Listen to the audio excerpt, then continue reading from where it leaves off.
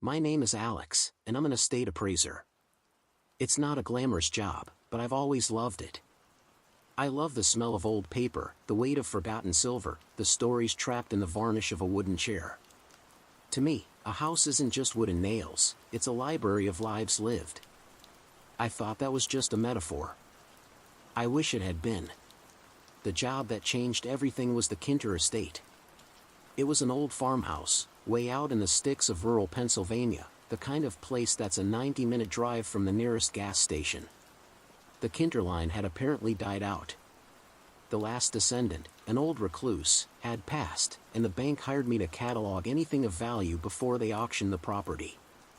The place was a wreck. Not dirty, just still. Dust motes hung in the air like suspended animation. The silence was heavy, thick. I started in the parlor. Standard stuff. A threadbare Victorian sofa, a box of tarnished silverware, a mantel clock that had stopped at 3:17. I picked up the clock to look for a maker's mark. The second my fingers touched the brass, it happened. It wasn't a memory. It was a jolt. A sudden, piercing spike of panic. Not my panic. It was cold, foreign, and desperate. My heart hammered. I dropped the clock, and the feeling vanished. Just gone. I stood there, breathing heavily, my hand tingling. I chalked it up to low blood sugar, maybe a static shock. The house was old. I moved to the study. A heavy, oak desk dominated the room. On it sat a simple, leather-bound journal. I flipped it open. The pages were blank. I ran my thumb over the empty, yellowed paper. This time, it was worse. It wasn't a jolt, it was a wave. A thick, suffocating wave of grief. So profound, so bottomless, that my knees buckled. I felt a sob, not my own, climb my throat. I staggered back, letting go of the book, and gasped for air. The grief evaporated, leaving me shaky and cold. This was not low blood sugar. I started to get scared. I began to see the house differently. Not as a library, but as a minefield. Every object seemed to hum with a latent energy. I put on my gloves, hoping it would help. It didn't. I went to the dining room. I touched a wine glass. A flash of blinding, white-hot rage. I touched a candelabra. A sickening, crawling dread. I was a tuning fork, and this whole house was screaming. These weren't just feelings, they were echoes. Emotional residue, left on everything, as tangible as fingerprints. And somehow, I was suddenly able to read them. I should have left. I should have gotten in my car, driven away, and told the bank to send someone else. But I was an appraiser. I was a professional. And I was, God help me, curious. I saved the attic for last. The air up there was different. Colder. Drier. It was packed with the usual forgotten things, broken furniture, trunks of clothes smelling of mothballs, a child's rocking horse. In the far corner, covered in a dusty sheet, was a tall, standing mirror. An antique, Cheval glass. The wood was dark, almost black. I knew, deep in my bones, that I should not touch it. The silence coming from it was louder than all the emotional noise in the rest of the house. It felt deliberate. But I had to catalog it. I told myself I wouldn't touch the glass. I grabbed the wooden frame to pivot it toward the light from the single, filthy window. The moment my gloved hand touched the wood, the world didn't just jolt. It vanished. I wasn't in the attic anymore. I was in the same room, but it was night. The attic was lit by a single candle. The air was frigid. I couldn't move. I wasn't me. I was looking through someone else's eyes. I could feel her terror. She was hiding behind the mirror, holding her breath. I could feel the splinters of the wood frame digging into her palms, just as I was digging mine in. And I could hear it. A sound from the stairs. A slow, rhythmic scraping. Like something heavy and wet being dragged, step by step, up the wooden stairs. Scrape, pause. Scrape, pause. The woman whose eyes I was using began to pray, a frantic, silent prayer that I could feel in my own chest. The scraping stopped. It was at the top of the stairs. A new sound. A low, wet sniffing. It was in the attic with us. I watched, paralyzed, as a shadow detached itself from the deeper darkness of the eaves. It was tall. Impossibly tall, bent almost double to fit under the roof. It didn't look human. It looked wrong. Like a charcoal sketch that had been blurred and smudged. It turned its head. It had no face. Just a smooth, pale oval. It sniffed the air again. And then, it began to speak. Its voice was a chorus of dry whispers, like 1,000 dead leaves skittering across pavement. "I know, you are here," it hissed. The little echo. The woman I was inhabiting let out a choked, terrified whimper. The faceless head snapped toward the mirror. Toward us. It moved faster than anything I've ever seen. It lunged, its long, stick-like arms reaching for the mirror, for her. And then, I was back. I was on the floor of the bright, dusty attic, my heart trying to escape my chest. The mirror was in front of me, reflecting the empty room. I was alone. I was scrambling to my feet, grabbing my bag, my only thought to get out, to leave this house and never come back. I backed toward the stairs. I was halfway down the attic steps when I heard it. Not from the past. Not an echo. From the attic, right behind me. That same, dry, whispering chorus. "The echo is gone," it hissed. "But, you are new." My lungs seized. Every instinct, every primal synapse in my brain screamed run. I didn't look back. I fell down the attic stairs, tumbling, catching myself on the railing, the rough wood splintering into my palms. The pain was distant. The only thing that mattered was the sound of my own feet on the steps. Thump, thump, thump. And behind me, from the attic door I hadn't bothered to close, a sound. Scrape. It wasn't fast. It didn't need to be. It was coming. I hit the second floor landing and vaulted down the main staircase, my bag slamming against my back. The house was alive around me. The objects weren't just humming with emotion anymore, they were shrieking. The wine glass in the dining room, rage. Rage. The journal in the study, sorrow. It hurts. The mantel clock in the parlor, panic. 3:17. 3:17. It was a deafening chorus of agony, a psychic storm I was now fully tuned into. It was the house's own terror, amplified. I fumbled with the front door latch, my hand shaking so badly I couldn't grip the brass knob. Panic. Panic. The clock was screaming at me. Scrape. It was on the second floor landing. I ripped the door open, the old hinges screaming, and sprinted across the porch, leaping over the rotting steps. I landed hard on the overgrown grass, my ankle twisting, but I didn't stop. I scrambled to my car, jamming the key into the lock, my knuckles scraping against the handle. I threw myself inside, locked the doors. Click. Click. Click. I stared at the house. The front door was wide open, a black, gaping rectangle. Nothing came out. The attic window, high up under the peak, was dark. For a moment, there was nothing. Just the sound of my own ragged breathing fogging up the windshield. Maybe I imagined it. The stress. The dust. The isolation. A vivid hallucination. Then, a shadow moved in the attic window. It wasn't the blurred, smudged shape from before. It was just a figure. Standing there. Watching me. A smooth, pale oval where a face should be. My key nearly snapped in the ignition, but the engine turned over. I threw the car into reverse, gravel spitting, and spun out of the driveway, never once taking my eyes off that window. The figure didn't move. It just watched. Watched until I swerved onto the main road, watched until the house was a speck in my rearview mirror, watched until it was swallowed by the trees. I drove for 2 hours. I didn't turn on the radio. I just drove, my hands strangling the steering wheel, my heart a cold, hard knot in my chest. I got back to the cheap motel I was staying at, the Traveler's Rest. I stumbled into my room, locked the deadbolt, and leaned against the door, sliding down to the gritty carpet. I was safe. I was out. It was over. I sat there for a long time, until the shaking stopped. I was an appraiser.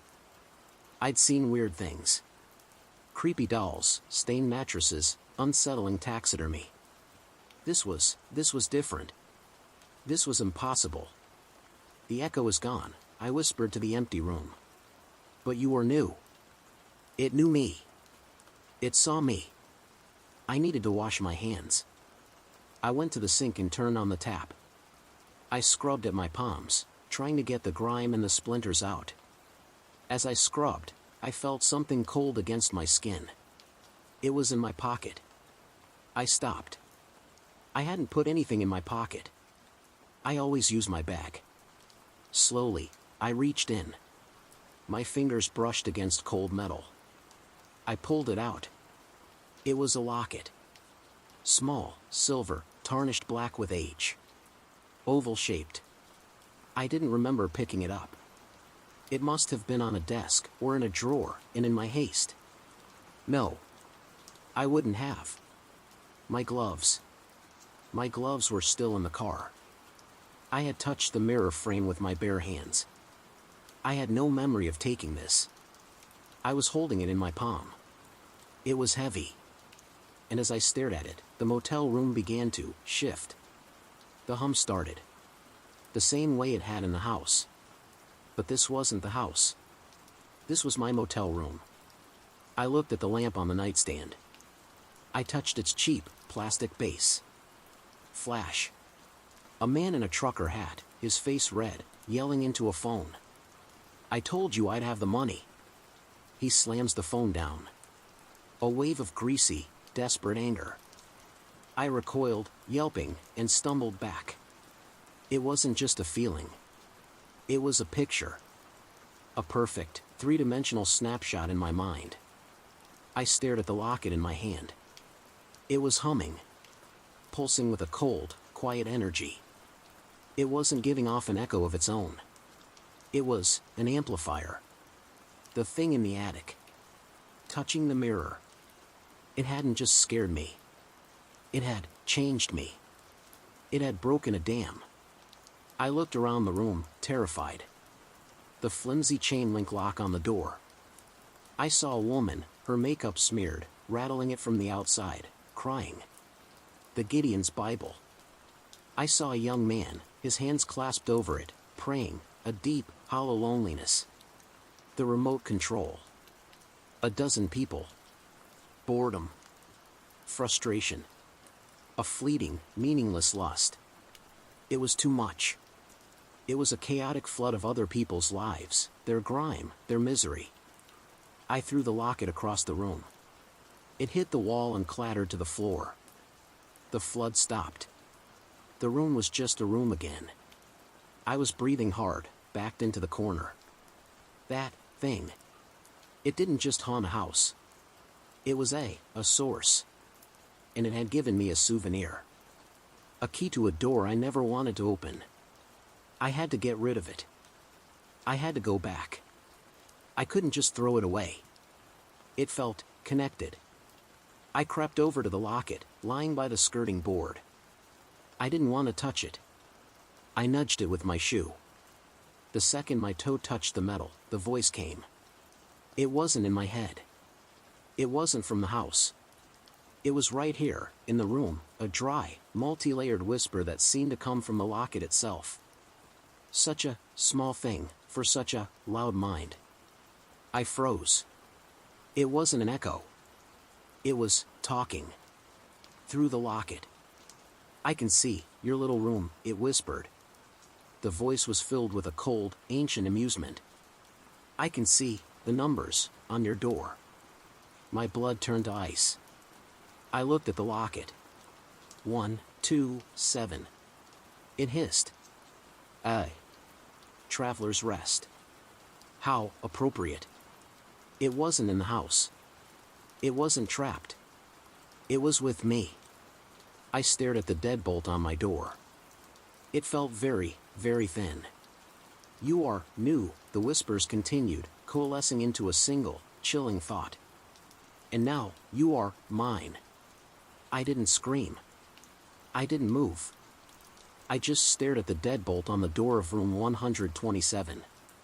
The cheap metal felt like a sheet of paper against whatever that was. 127. It whispered again, the voice seeping from the silver locket on the floor. I acted. It was pure, adrenal-fueled impulse. I grabbed the thin, polyester motel bedspread, scooped the locket into it without letting my skin touch the metal, and bolted for the door. I didn't pack. I didn't grab my bag. I left my laptop, my research, everything. I just ran. I burst out into the humid night air of the parking lot. My car was 30 feet away. It felt like a mile. Every shadow between the buzzing orange lamps seemed to stretch, to thicken. I half expected that blurred, smudged figure to unpeel itself from the darkness beside the ice machine. I got in, locked the doors, and threw the locket, still wrapped in the bedspread, onto the passenger seat. I jammed the key in the ignition. The engine turned over. The whispers didn't stop. They were just quieter. Muffled by the fabric. Running, little echo. I slammed the car into drive and fishtailed out of the parking lot. I drove. I had no destination. I just drove east, away from the Kinter estate, away from that room. I drove until the sky turned from black to a bruised, sickly purple, then to a watery gray. I ended up in a sprawling, anonymous suburb of Harrisburg. I needed to think. I needed information. But I'd left my laptop. I left everything. I pulled into the parking lot of a 24-hour strip mall. A donut shop. A laundromat. A public library. The library. Yes. Safe. Quiet. Public. I waited until it opened at 9 a.m., the first one through the doors. I still had the locket, bundled on the floor of my car. I couldn't bring it in. But I couldn't leave it. The whispers were right. It wasn't the locket. It was me. I was the antenna. I unwrapped it, my hands shaking. I forced myself to pick it up. The metal was frigid, like it had been in a freezer. It didn't pulse. It didn't hum. It was just waiting. I shoved it deep into my jeans pocket. A cold, hard weight against my thigh. Inside, I found the local history section. Microfilm. Old, analog, disconnected. Safe. I started spooling through records for the county where the Kinter estate was. I found obituaries, tax records. The family had been wealthy. Iron, timber. Then, around 1910, the records just thinned out. They stopped appearing in society pages. They stopped selling land. They just stopped. I found an article from 1923. A small, local paper. The headline was Tragedy at Kinter Farm. I zoomed in. The text was blurry. It wasn't about the last recluse. It was about his grandmother. A woman named Elara Kinter.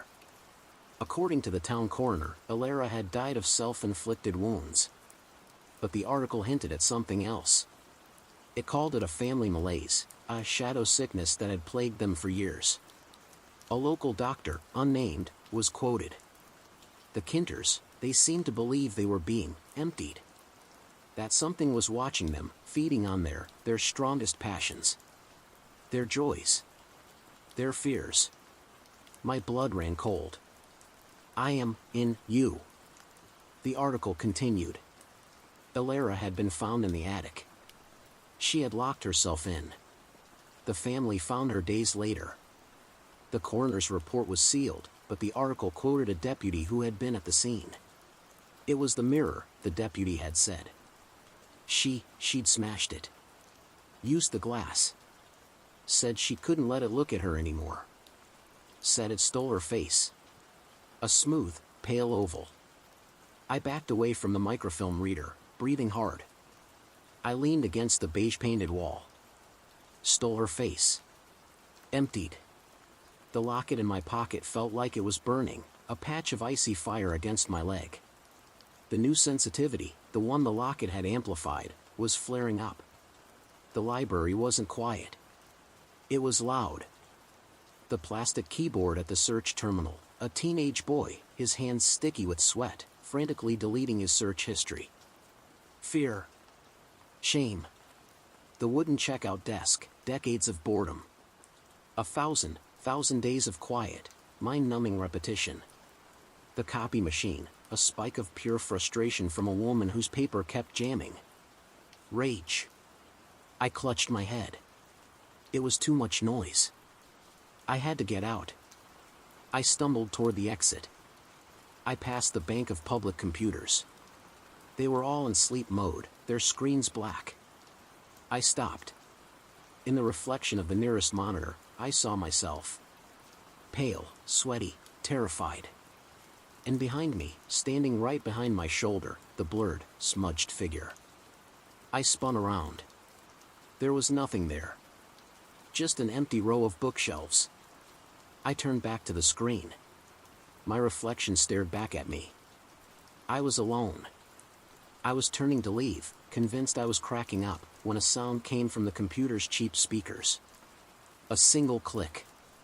Like a mouse button. I stared at the black screen. The whispers came. Not from my pocket. From the speakers. You found Elara. The voice was clearer now. Still dry, still a chorus, but it was learning. It was learning to use our things. She was so loud, it hissed. Her fear was sweet. Like yours. I was paralyzed. I watched my own reflection as the thing spoke through the dead computer. She tried to trap me in the glass. The whispers took on a note of cold, ancient anger. But all glass reflects something. Slowly, on the black screen, my reflection began to change. My features wavered. Like a bad transmission. They started to blur, to smudge, the way the thing in the attic had. My eyes and mouth faded, sinking into a smooth, pale oval. It wasn't my reflection anymore. It was looking at me. From inside my reflection. You are not trapped, it whispered. You are a door. The screen flickered, flashing to a bright blue error message. And then, it went black again. A text document opened. A white page. A black cursor appeared. It blinked. Once. Twice. Then, it began to type. One letter at a time. A-L-E-X. A-L-E-X-I-S-O-U-R-S-N-O-W. F-I-N-D-T-H-E-O-T-H-E-R-P-I-E-C-E-S. I stumbled back, my chair crashing to the floor. The librarian at the front desk looked up, her expression a mixture of annoyance and concern. Find the other pieces. The cursor blinked, a cold, indifferent metronome. I ran. I didn't care who was watching. I pushed through the library's glass doors into the weak morning sun, my chest tight, gasping for air that felt too thin. The psychic noise of the library, the storm of emotions, faded. It was replaced by something worse. A hollow, ringing silence. I got to my car. I stood there, my hand on the handle, suddenly terrified to open it. The windows. The windshield. The rearview mirror. The two side mirrors. My phone, its screen black and reflective on the passenger seat. All glass reflects something. I was in a cage of mirrors. A network. I forced myself to open the door, my eyes fixed on the floor mat. I slid in, pointedly not looking at the rearview mirror. I couldn't. I was terrified of what I would see. Or what I wouldn't see. I shoved the key into the ignition. The engine started. The car's infotainment screen, a 7-inch black rectangle, stayed dark. Thank God. The locket in my pocket was the source. The beacon. The infection. I had to get rid of it. I had to throw it away. I grabbed the bundled motel bedspread from the passenger floor, my fingers fumbling with the fabric. I unwrapped the locket. It looked so harmless. Just a piece of old, tarnished silver. "What are you?" I whispered, my voice trembling. The whispers answered. Not from the locket. From the car's speakers. The screen was still black, but the Bluetooth must have connected to my phone automatically. "We are the void." The chorus of voices hissed, the sound dry and crackling, like ice in a dead forest. "We are the emptiness that you fill." My hand tightened on the locket. What are the other pieces? A sound, like 1,000 tiny insects skittering over paper, came from the speakers. It might have been laughter. Elara was clever for a little echo, it whispered. She couldn't destroy us. So she scattered us. My blood froze. Scattered? "The locket is one," it hissed, and I felt the metal in my palm grow colder. "It holds our voice. The clock holds our panic."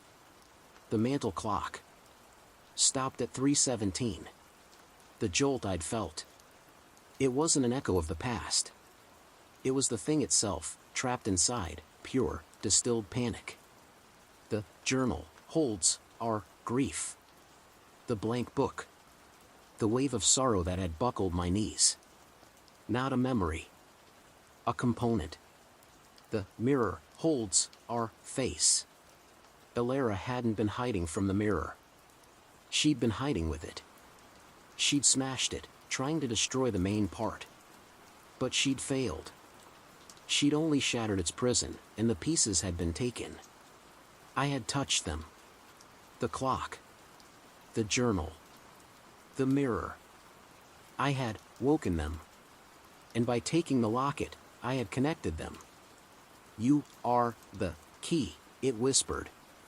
"The new echo that walks. You opened the house. Now you will gather us." "No," I choked out. "No, I won't. I'll destroy this. I'll throw it in a river. I'll melt it down." "You can't," the voice hissed, and for the first time, I heard a new emotion under the whispers. A cold, possessive, ravenous hunger.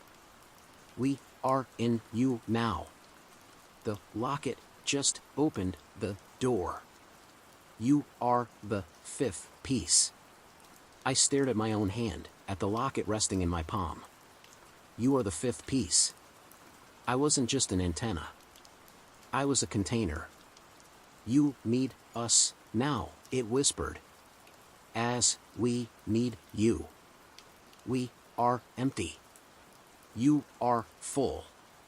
We will protect you from the noise."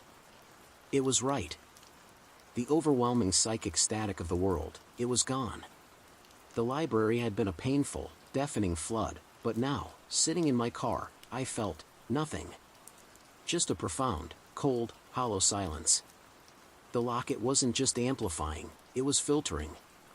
It was eating the echoes from the world around me before they could reach my mind, and leaving me with this. This terrible, peaceful void. It was emptying me. Just like the Kinters. The car's GPS screen flickered. It wasn't black anymore. It wasn't a map. It was a live video feed. Grainy, dark, and nauseatingly familiar. I was looking at the Kinter estate attic. From the inside. As if I was looking out of the smashed, standing mirror. The locket in my hand suddenly pulsed with a single, sharp beat, like a cold heart. "The others are waiting," the speakers hissed. "They are so lonely. The screen flickered again. The video feed was replaced by text, typed out in the same, slow letters. A new set of instructions. A list of addresses. 3 of them. One was an antique shop in Philadelphia. One was a private collector in Wilmington, Delaware. One was the evidence locker at the Kinter County Sheriff's Department. Elara, scattered, us, the voice whispered, the sound now almost pleased. And, after she died, the world scattered us further.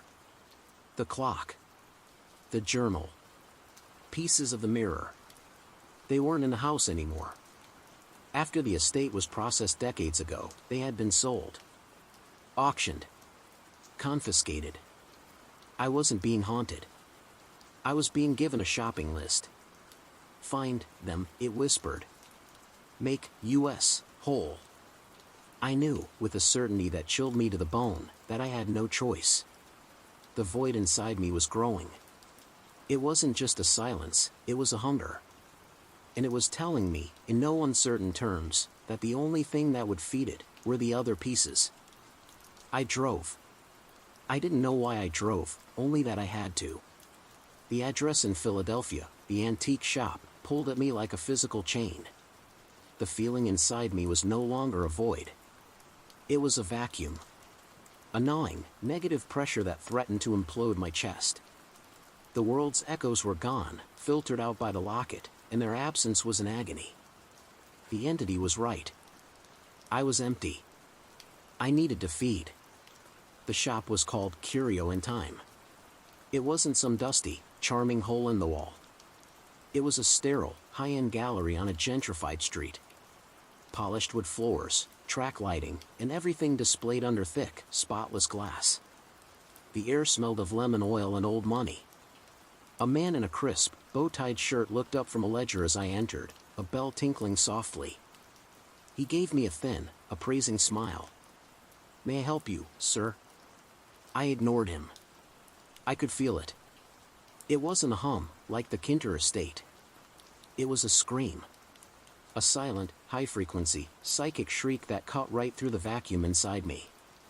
It was coming from the back of the gallery. I walked past a case of Georgian silver, past a collection of scrimshaw. And then I saw it. It was on its own pedestal, under a heavy glass bell jar. The mantel clock from the Kinter parlor. Tarnished brass, dark wood. The hands were frozen. 317. It was the panic piece. The raw, distilled terror of that house, trapped and amplified for a century. The shriek in my head intensified, so loud I almost winced. The vacuum inside me ached for it. "Ah, the Kinter clock," the owner said, gliding up beside me. He didn't like me.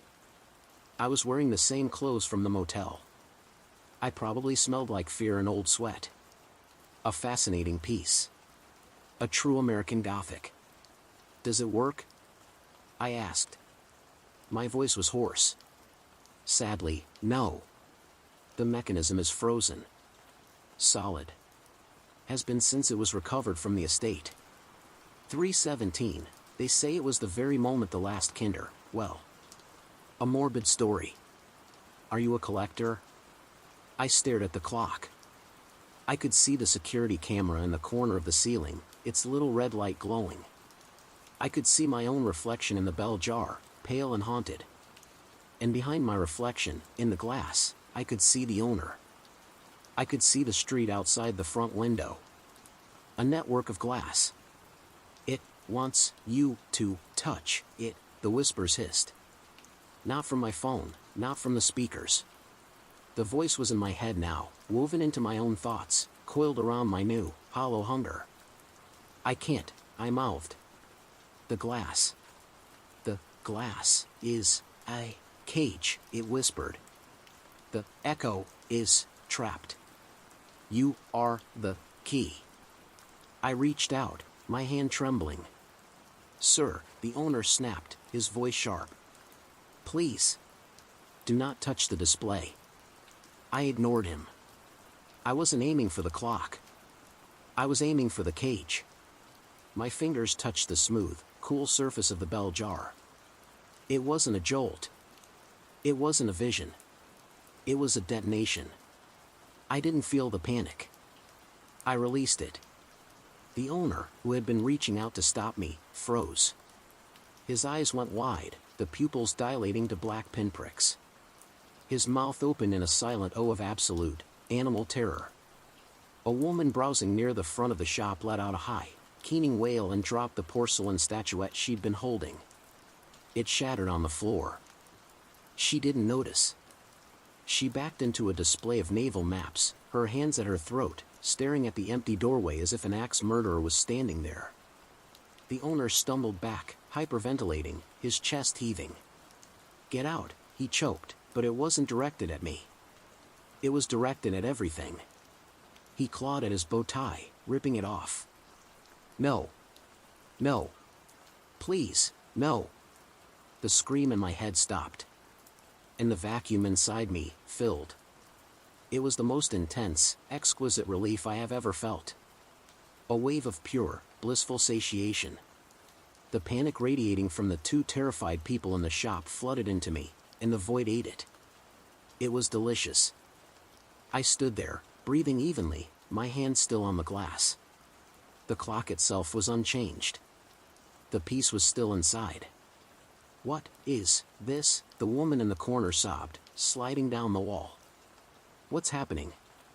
The owner was fumbling for the phone behind his desk, his hand shaking so violently he couldn't pick up the receiver. He looked at me, his face a mask of white, sweaty terror. He didn't see a customer. He saw a monster. "It is awake now," the whispers purred in my mind. They sounded content. Almost fat. "The cage is cracked. But it is not free." I took my hand off the glass. The wave of ambient panic in the room receded, but it didn't vanish. It was no longer coming from the clock. It was coming from the people. Their terror was now their own. I had just given them a reason. "You," the owner panted, pointing a trembling finger at me. "You did this." "It's 3:17, I said. My voice was calm. So terribly calm. "You should lock your doors." I turned and walked out of the shop. The tinkling of the bell was the only normal sound in the room. As I stepped onto the sidewalk, I glanced at my reflection in the shop's front window. For a fraction of a second, I wasn't there. There was just a tall, blurred, smudged shadow. And where its face should have been, a smooth, pale, satisfied oval. I got in my car. The hunger was gone, replaced by a cold, full, heavy calm. I looked at my phone. The GPS was already active. The second address was glowing on the screen.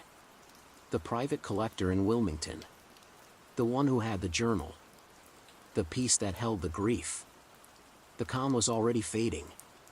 The first tendrils of the cold, hollow ache were returning. I had to feed again. Soon. The cold, full calm lasted for exactly 53 minutes. I know because I watched the clock on my dashboard. At the 54th minute, the satiation didn't just fade, it was ripped away.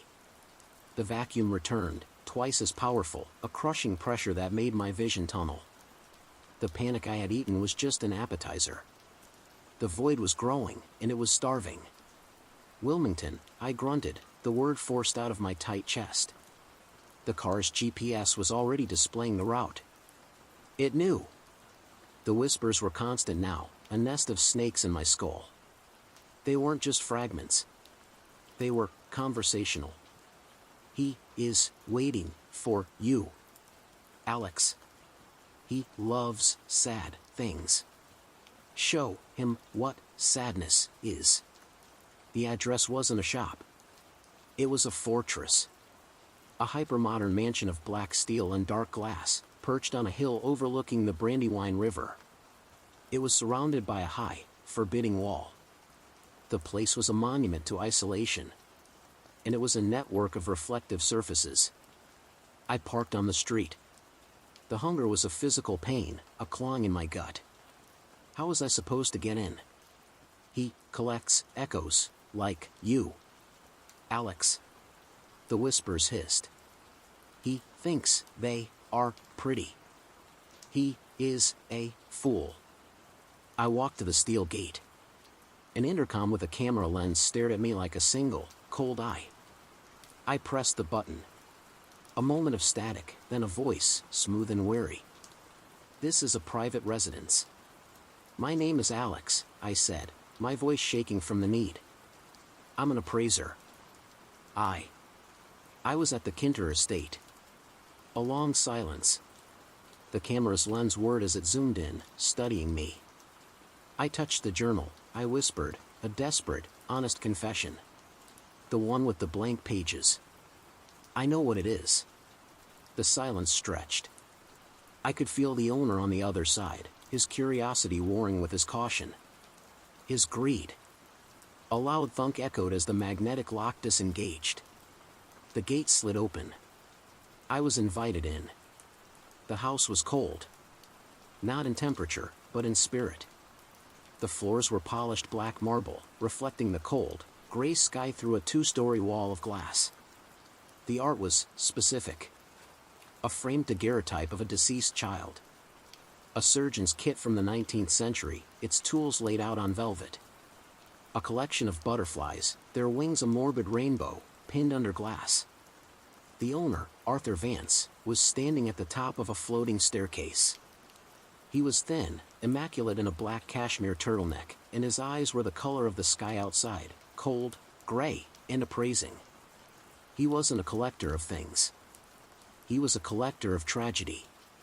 You're trembling, he observed, his voice as smooth as the marble. He didn't come down.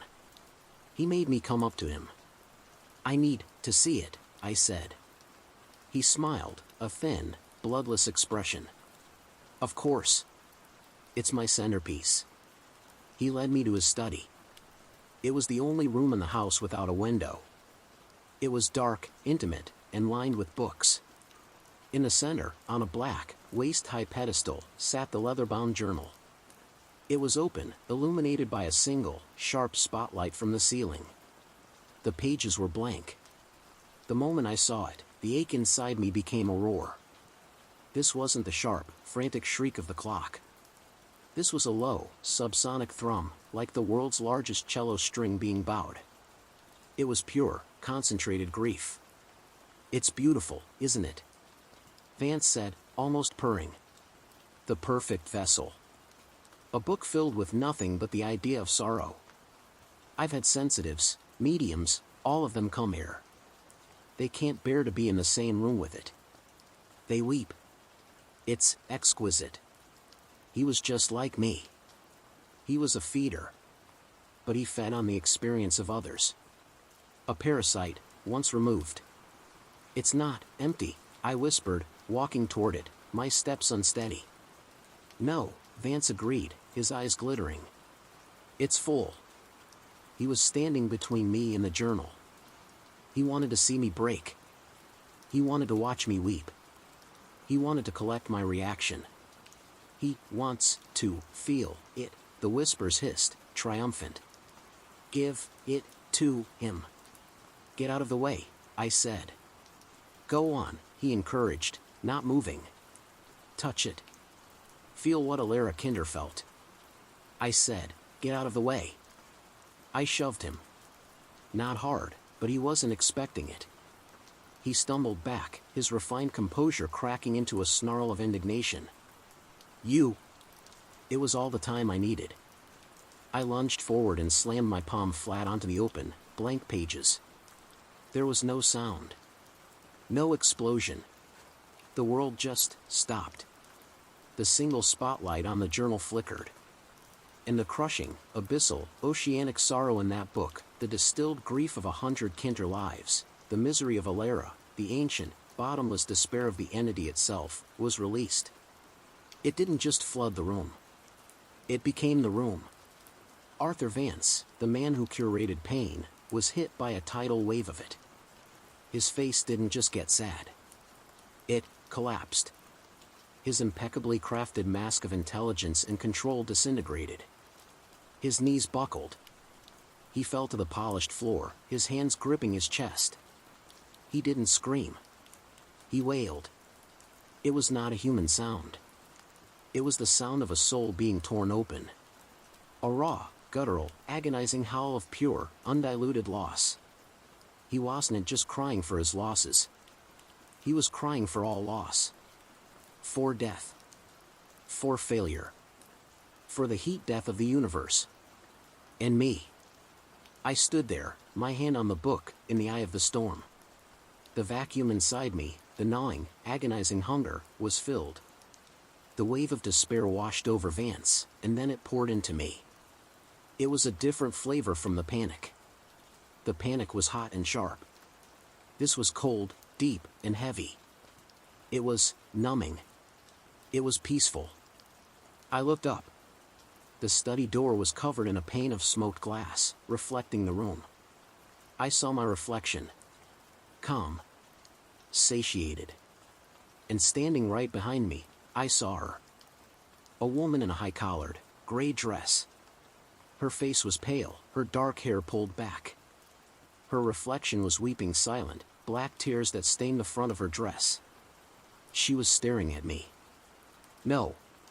She was staring through me. It was Elara Kinter. Her grief, trapped in the book for a century, was now awake. And it was looking at me. Vance was a wreck on the floor, curled in a fetal position, his body racked with sobs. He would probably never stop. I took my hand off the journal. I didn't need to take it. It was part of me now, connected. I felt wonderful. Full. Quiet. I walked out of the study, stepping over the shuddering, weeping man.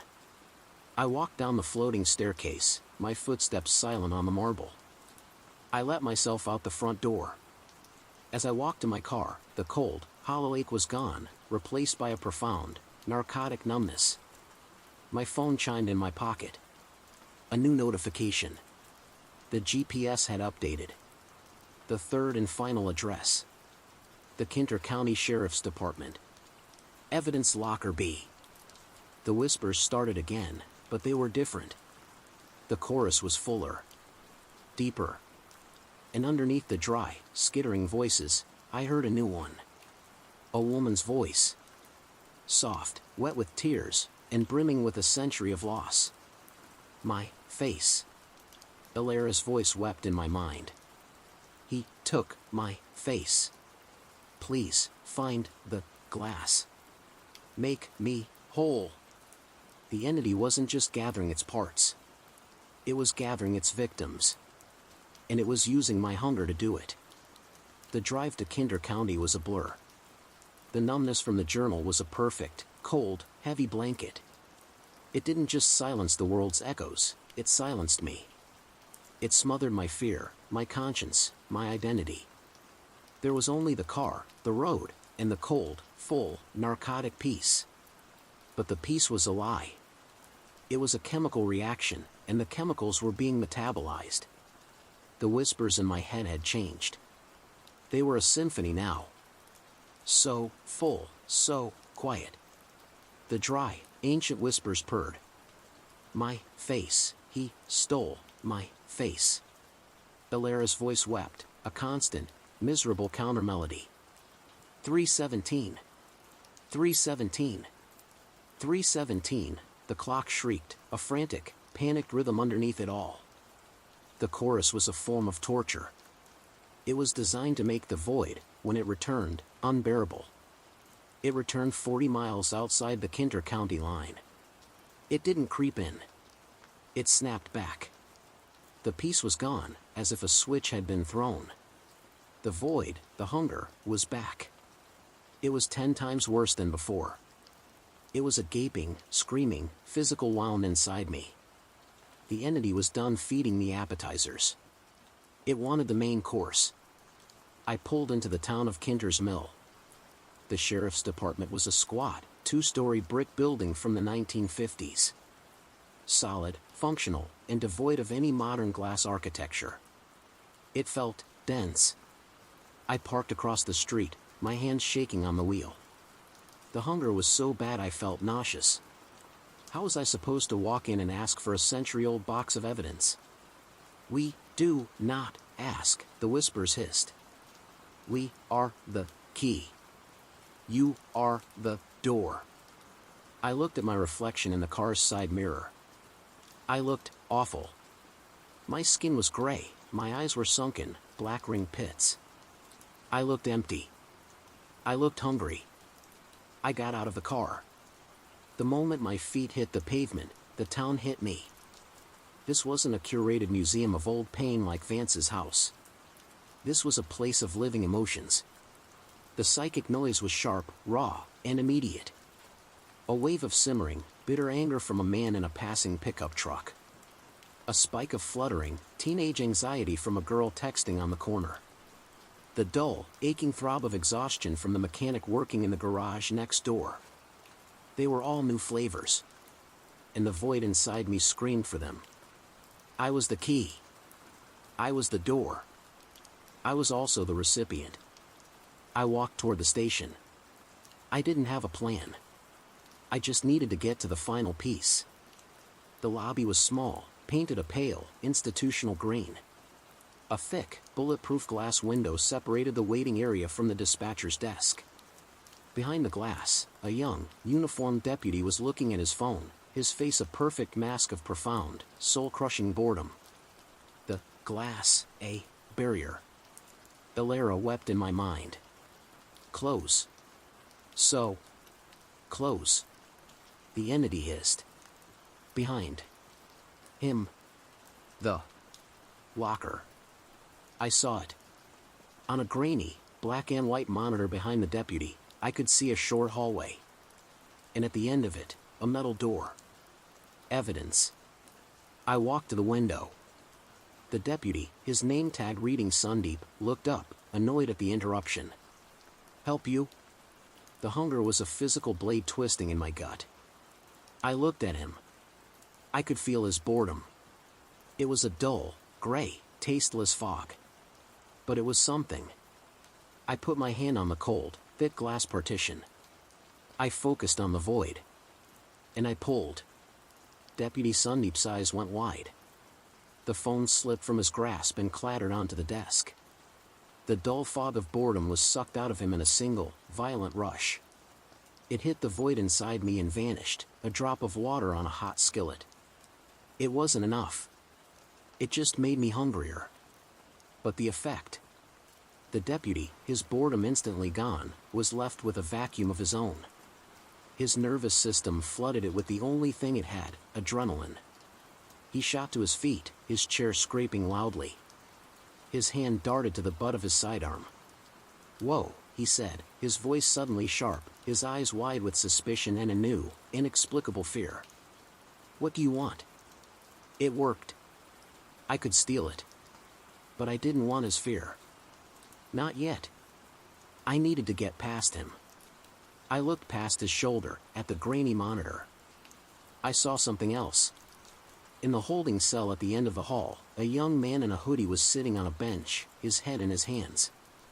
From him, I could feel a beacon. A pulsing, overpowering wave of pure, uncut guilt. That was the target. I pressed my hand harder against the glass. I'm here to see about a mistake, I said. Sundeep was watching me, his hand still on his gun. A mistake? I didn't pull this time. I pushed. I reached inside myself, to the pieces I now was. I grabbed the cold, bottomless grief from Vance's journal. I grabbed the shrieking, white-hot panic from the Kinter clock. And I shoved all of it, a psychic battering ram, through the glass and into the deputy. Deputy Sundeep made a sound I will never forget. It was a wet, choked gasp. His face, which had been pale with suspicion, crumpled. The grief hit him first. A century of absolute, soul-breaking despair. His knees buckled. Then the panic hit him. The raw, 3:17 a.m. terror of the thing in the attic. His eyes rolled back in his head. He didn't just feel sad. He didn't just feel scared. He was experiencing a total, simultaneous, psychic annihilation. He slammed back against his console, his hands clawing at his chest. God, he wheezed, his voice strangled. God, no. I can't. He was having a heart attack. A stroke. A psychotic break. All of it. He wasn't thinking. He was just a bundle of shredded nerves. He fumbled for his radio, for a button, for anything. His spasming hand smashed down on the main console. Buzzed. A green light flashed on the wall next to the evidence room hallway. The electronic lock on the door popped open. He'd hit the release. I took my hand off the glass. The assault stopped. The deputy slid down in his chair, a weeping, hyperventilating wreck. He wouldn't be getting up. I walked to the end of the counter, past the "No admittance" sign, and pushed open the now unlocked door. I was in. The hallway was dim. The single fluorescent light flickered, casting a sickly, buzzing pall over the concrete floor. At the far end, maybe 30 feet away, was the door. A heavy, gray, metal door. Evidence Locker B. The whispers in my head stopped. The weeping stopped. The shrieking stopped. There was only a single, unified, deafening thrum. A note of perfect, hungry anticipation. I started walking toward the door, the void inside me now a black hole, ready to consume the world. I was starving. And I was about to feast. The hallway was 30 feet long. It felt like a mile. With every step, the thrumming from the evidence room door grew, a subsonic vibration that I felt in my teeth and bones. It was a welcome. I reached the door. Evidence Locker B. It was heavy, gray steel. In the center was not a card reader, but a heavy-duty, old-school deadbolt. A keyhole. I was locked out. The hunger, the void, screamed. It had been promised. It was here. To be this close and be denied, it was a new kind of agony. No. No. No. Not. Locked. The clock panic shrieked in my head. Let me see my face. Elara wept. The chorus was back, a maddening symphony of need. I rattled the handle. Solid steel. I kicked the door. A dull thud was the only reply. No, I hissed, leaning my forehead against the cold metal. The thrumming from the other side was a siren song, and the void inside me was tearing me apart. I needed to feed. I needed strength. And then I felt it again. The beacon. I turned. Down the hall, past the door I'd come through, was the holding cell. A simple cage of black iron bars. The young man in the hoodie was still there, head in his hands. The guilt rolling off him was thick, dark, and heavy. It was a suffocating, oily fog. He had done something terrible, and he was drowning in it. He was a feast. I walked to the bars.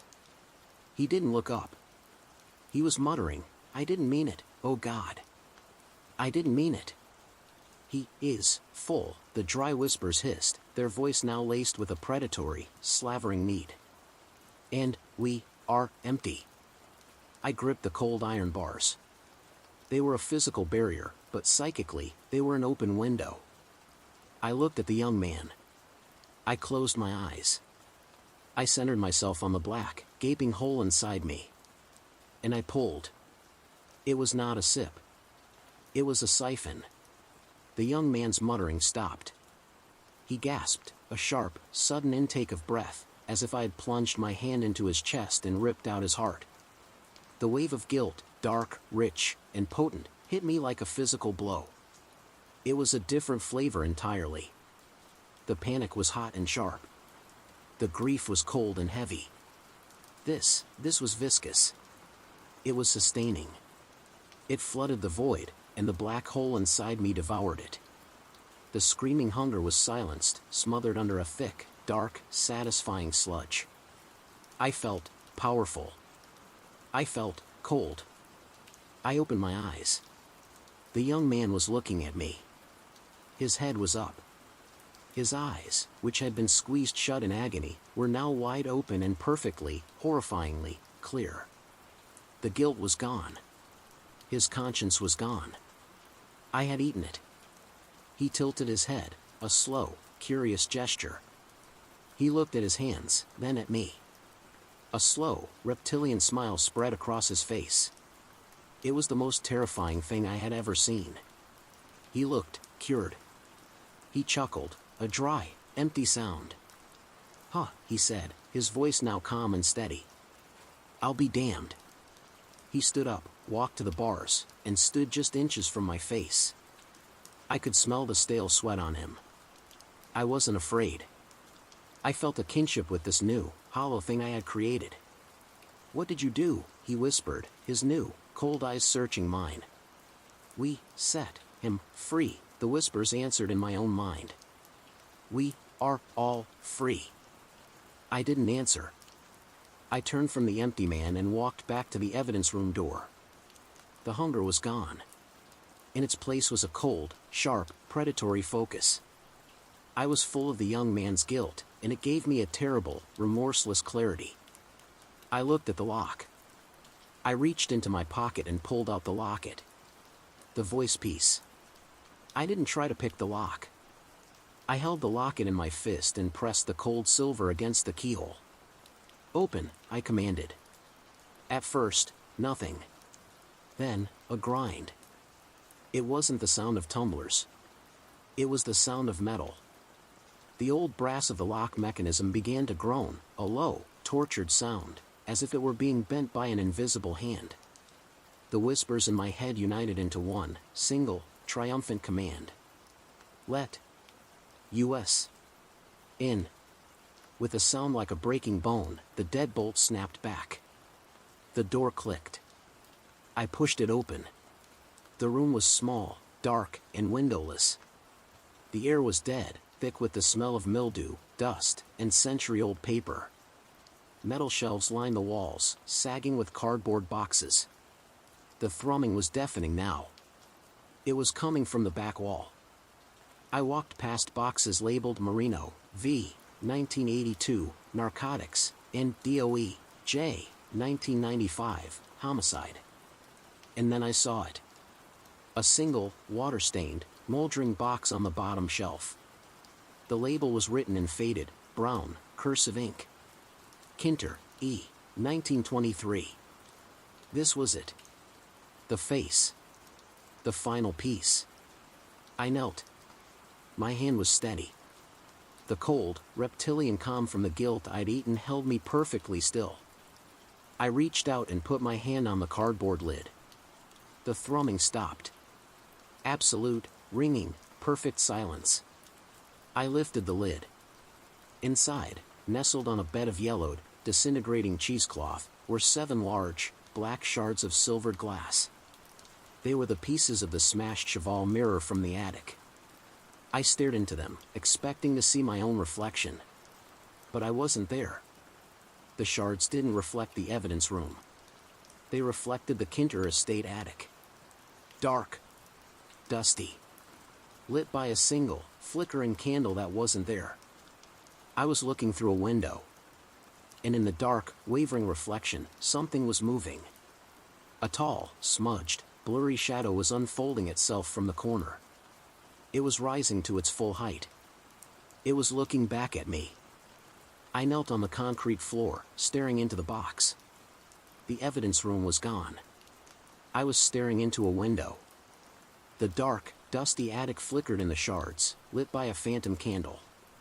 The tall, smudged figure was fully formed. It stood in the center of the reflection, impossibly tall, its head brushing the rafters. It had no face. Just that smooth, pale, perfect oval. It was watching me. It raised one of its long, stick-like arms. And in the reflection, it pressed its hand against the glass, from the inside. A low, scraping sound. Not from the box. From inside my head. The voices were back. Not as a chorus, but as a stampede. "He sees US. He sees US," the clock panic shrieked, a wild, terrified joy. My face. Elara's voice wept, but it was different. It wasn't sad. It was desperate. possessive. It's mine, give it to me. Home, the entity's own dry whisper thrummed, a sound that vibrated my very bones. We are home. The cold, remorseless calm from the prisoner's guilt was still there, a solid foundation. I was not afraid. I was an appraiser. I was here to catalog the final piece. I reached into the box. The moment my fingertips brushed the cold, gritty surface of the largest shard, the world ended. It wasn't a jolt. It wasn't a vision. It was a superposition. I was here. Kneeling on the cold floor of a police evidence locker, the smell of dust in my nose. I was there. Standing in the frigid, candlelit attic, the smell of mildew and old wood filling my lungs. The smudged, faceless thing was in front of me. Close enough to touch. I could feel the ancient, profound cold radiating from it. It spoke. The voice wasn't in my head. It was everywhere. It was the sound of the dust motes dancing. It was the sound of the candle flame flickering. It was the sound of my own blood pulsing. You are the recipient, it said. The voice was a perfect, cold, single monotone. The chorus was gone. It was unified. What are you? I asked. My own voice echoed, seeming to come from both my mouth in the evidence room and my mouth in the attic. We are the Kinter thing, it said. We are the void that collects. You collect things. We collect you.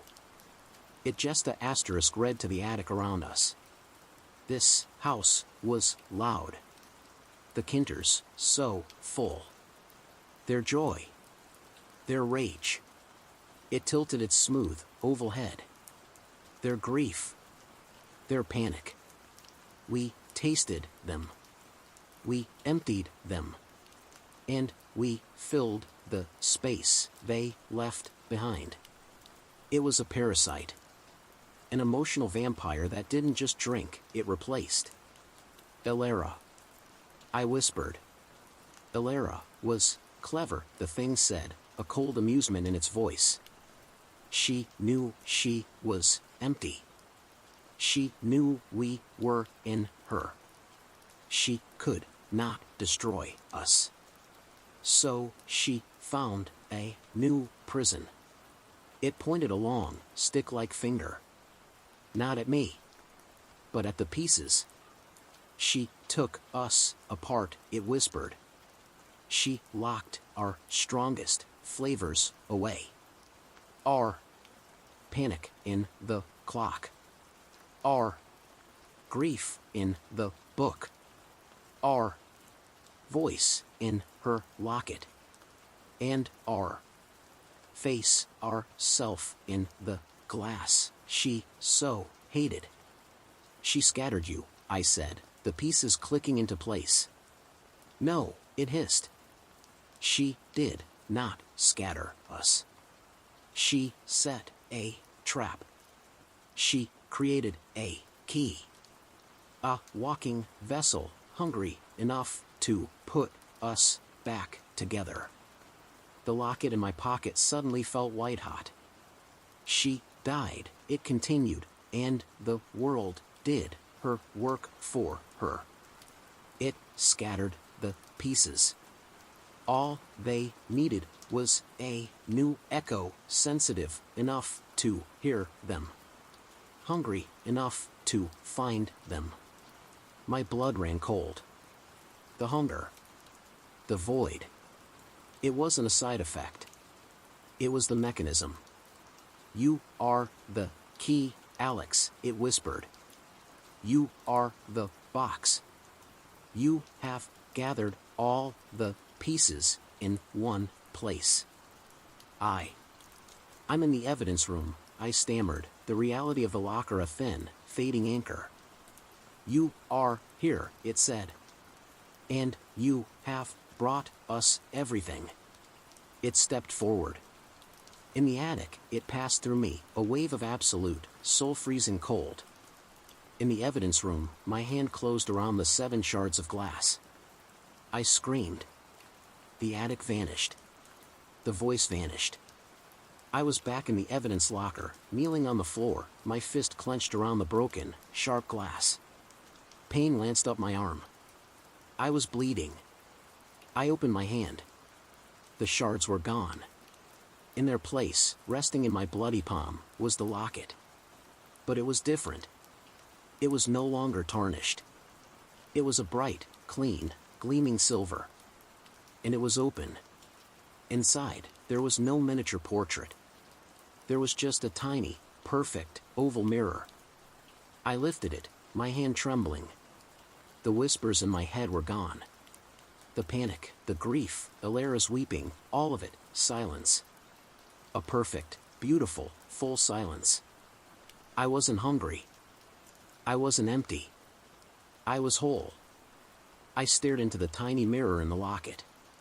I saw my own eyes staring back. And then, my reflection smiled. It wasn't my smile. It was the cold, reptilian, satisfied smile of the prisoner in the hall. A new voice spoke in my head. It was not a chorus. It was not a whisper. It was calm. It was clear. It was mine. We are assembled, it said. I stood up. I felt wonderful. The cold clarity of the guilt, the heavy numbness of the grief, the sharp, electric focus of the panic, they were all there. Not as echoes. As tools. As parts of me. I walked out of the evidence room, the open locket in my hand. The prisoner was still in his cell. He saw me. His empty, sociopathic face lit up with a grin of pure, animal recognition. He saw a kindred spirit. A predator. I ignored him. I walked past the destroyed, weeping shell of Deputy Sundeep. I didn't feel pity. I didn't feel anything for him at all. I stepped out of the station into the bright, clear day. The world was no longer a storm of psychic noise. It was a buffet. I could feel them all. The simmering anger in the truck. The hollow boredom. The fleeting anxiety. They were all just food. I was no longer Alex. I was no longer a victim. I was the new Kinter thing. I was the recipient. I was the prison, just as Elara had intended. But she had made one fatal mistake. She thought a prison was a cage. She didn't realize that for a creature like this, a new, mobile, human prison was a weapon. And I was starving. I stood on the sidewalk outside the Kinter County Sheriff's Department. The sun was warm on my skin. The air was clear. I had never felt better in my life. I was not hungry. I was not afraid. I was not in pain. I was full. The screaming, chaotic noise of the world was gone. In its place was a map. A beautiful, intricate web of shimmering, colored lines. The man in the pickup truck across the street. He was a dull, pulsing, angry red. The mechanic in the open garage. A flat, greasy gray of exhaustion. The girl on the corner, texting. A flickering, high-frequency yellow of anxiety. They were no longer noise. They were flavors. They were options. I was no longer a victim. I was no longer a vessel, a key, or a prison. I was the warden. And I was in complete control. The whispers in my head were silent. The chorus was gone. There was only my own voice, my own thoughts, but they were clearer. Colder. The emotional, panicked static of being human was gone.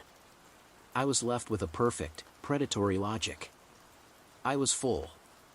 But I knew, with the certainty of a biological imperative, that I would be hungry again. And I was in a town full of food. Sipping from one person at a time, the deputy, the prisoner, that was clumsy. That was desperate. I was not desperate. I was efficient.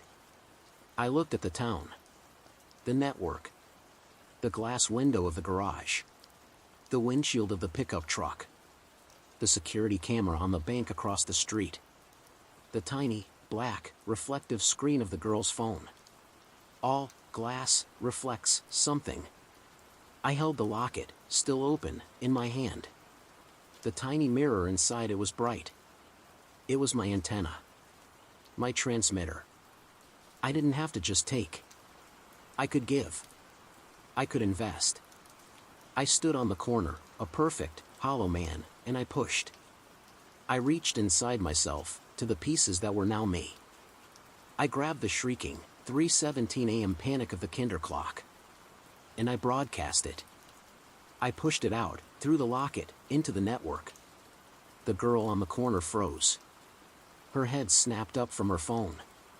Her flickering yellow anxiety didn't just grow, it detonated. She saw a phantom car, a shadow, a threat that wasn't there. She screamed, a raw, piercing sound. The mechanic under the car lift suddenly felt an inexplicable, overwhelming certainty that the hydraulic lift was failing. He scrambled out, crab-walking backwards, his face white, his gray exhaustion exploding into white-hot terror. The man in the truck, his red anger instantly forgotten, slammed on his brakes. He was staring at the empty intersection, his heart hammering, his mind filled with a sudden, vivid, baseless premonition of his own death. The town, in a single, silent instant, had become a symphony of pure, raw fear. It was delicious. The flavor was sharp, electric, and clean. But it burned fast. It was an appetizer. I wanted the meal. I pushed again. This time, I broadcast the grief. I pushed the cold, abyssal, oceanic despair of the Kinter journal into the panic. I layered it, like a fine chef. The effect was instantaneous. And it was devastating. The girl's scream of terror curdled. The fear gave way to a bottomless, soul-crushing despair. She didn't know why, only that all was lost. She collapsed onto the sidewalk, her body racked with sobs. The mechanic, frozen in fear, was now hit by a wave of such profound, inexplicable loss that his strength left him. He sank to his knees on the oily concrete, weeping for a family he'd never had, for a life he'd never lived. The driver in the truck, his panic collapsed into a crushing, suicidal hopelessness. The world was gray, pointless, and over. He just stopped, his hands slipping from the wheel, his head bowed. The town was weeping. It was screaming. It was breaking apart. And it was the most beautiful thing I had ever seen. I stood on the corner. I closed my eyes. And I opened the void. It was not the small, gnawing hole of before. It was a maw. A siphon. A black hole. And I pulled.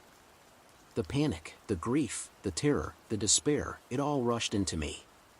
It was not a trickle. It was a flood. A glorious, deafening, addicting torrent of pure, refined emotional power. I could feel the town's colors being sucked away, pulled from their bodies and into me, leaving, white. I was full. I was sated. I was complete. I opened my eyes. I lowered my hand. The locket snapped shut with a soft, final click. The town was silent. The screaming had stopped. The weeping had stopped. The girl was on the sidewalk, staring at the pavement with nothing. The mechanic was standing, looking at the car lift with a blank, placid expression. The driver in the truck was just staring. I had done it. I had eaten.